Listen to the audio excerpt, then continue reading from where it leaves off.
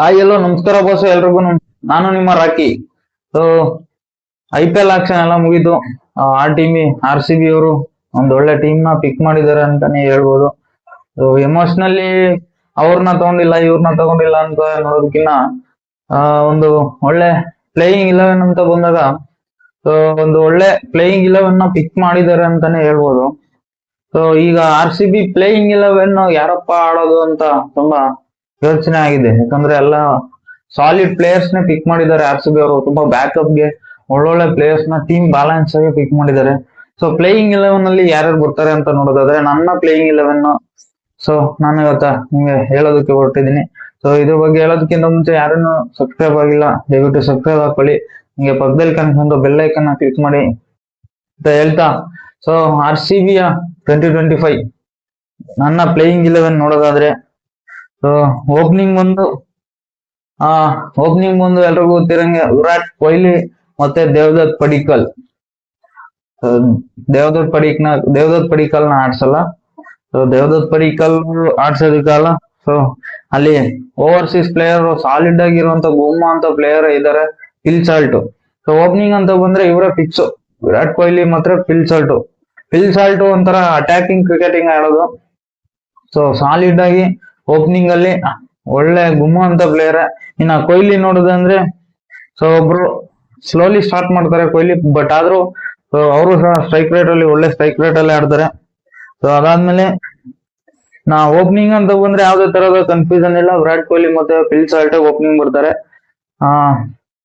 One down ಅಂತ ಬಂದ್ರೆ so ಇವ್ರಾದ್ಮೇಲೆ number 3 ಅಲ್ಲಿ Rajat Patidar.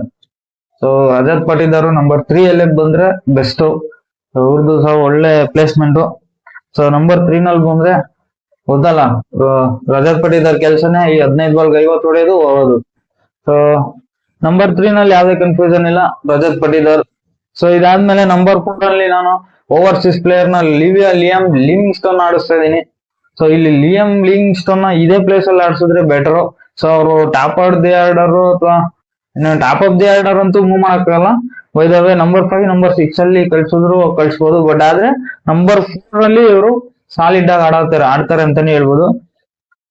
So overseas player Liam Livingstone number 4 ಅಲ್ಲಿ ನಾನು ಆಡಿಸ್ತಾ ಇದ್ದೀನಿ. ಸೊ ಇದಾದ್ಮೇಲೆ ನಂಬರ್ 5 ಸ್ಲಾಟ್ ನಲ್ಲಿ ಜಿತೇಶ್ ಶರ್ಮಾ ಇದೆ, ಫಿನಿಶರ್ ಮತ್ತೆ ವಿಕೆಟ್ ಕೀಪರ್. ಸೊ ಇವರು ನಂಬರ್ 5 ನಲ್ಲಿ ಒಳ್ಳೆ ಫಿನಿಶರ್ ಗುಮ್ಮ ಅಂತ ಪ್ಲೇಯರ್. ಸೊ ದೂರ ಹೊಡೆಯುವಂತ ಸಿಕ್ಸರ್ ಹೊಡೆಯುವಂತ ಎಬಿಲಿಟಿ ಇರುವಂತ ಪ್ಲೇಯರ್. ಆದ್ಮೇಲೆ ಸೊ ಮ್ಯಾಚ್ ಗೆಲ್ಸುವಂತ ಕೇಪಬಿಲಿಟಿ ಕೂಡ ಜಿತೇಶ್ ಶರ್ಮಾ ಅವರಲ್ಲಿ ಇದೆ. ಸೊ ಅದಕ್ಕೆ ಕೂಡ RCB ಅವರು ಒಂದು ಒಳ್ಳೆ ವಿಕೆಟ್ ಕೀಪರ್ ಮತ್ತೆ DK ರಿಪ್ಲೇಸ್ಮೆಂಟ್ ಜಿತೇಶ್ ಶರ್ಮಾ ಅವ್ರನ್ನ ತಗೊಂಡಿರೋದು. ಇದಾದ್ಮೇಲೆ number 6 Tim David. So Tim David ಇವರು ಕೂಡ ಫಿನಿಶರು. ಇವರು ಪಾರ್ಟ್ ಟೈಮ್ ಬೌಲಿಂಗ್ ಕೂಡ ಆಗ್ತಾರೆ, ಬಟ್ ಬ್ಯಾಟಿಂಗ್ ಆಲ್ರೌಂಡರ್ ಅಂತಾನೆ ಹೇಳ್ಬೋದು. ಒಳ್ಳೆ ಫಿನಿಶರ್ ಟಿಮ್ ಡೇವಿಡ್ ಕೂಡ.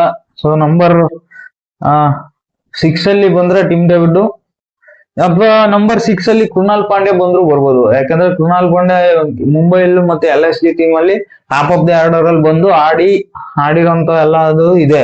ಸೊ ಕೃಣಾಲ್ ಪಾಂಡ್ಯ ನಂಬರ್ 6 ಅಲ್ಲಿ ಆದ್ರೂ ಬರ್ಬೋದು, ಅಥವಾ ಟಿಮ್ ಡೇವಿಡ್ ಆದ್ರೂ ಬರ್ಬೋದು. ಸೊ ಇಲ್ಲಿ ಟಿಮ್ ಡೇವಿಡ್ ಬಂದು ಮ್ಯಾಚ್ ಫಿನಿಶಿಂಗ್ ಮಾಡುವಂತ ಎಬಿಲಿಟಿ ಇದೆ.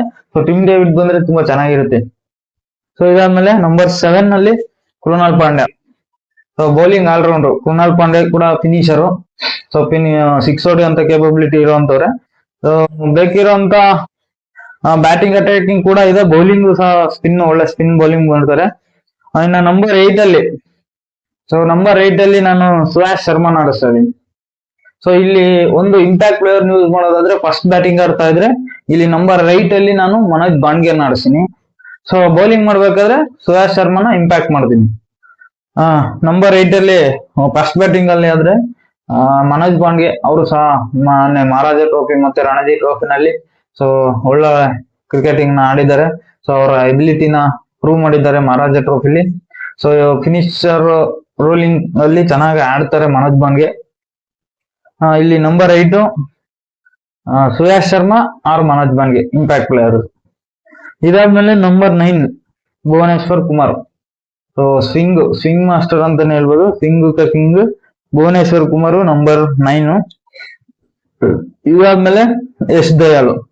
ಎಸ್ ಡಿ ಎಲ್ ಕೂಡ ಲಾಸ್ಟ್ ಇಯರ್ ಸೊ ನಮ್ಮ ಆರ್ ಸಿ ಬಿ ಒಳ್ಳೆ ಪರ್ಫಾರ್ಮೆನ್ಸ್ ಕೊಟ್ಟಿದ್ದಾರೆ. ಅದಾದ್ಮೇಲೆ ಲಾಸ್ಟ್ ಲಾಟ್ ಬಂದು ಜೋಶ್ ಹೆಜಲ್ವುಡ್.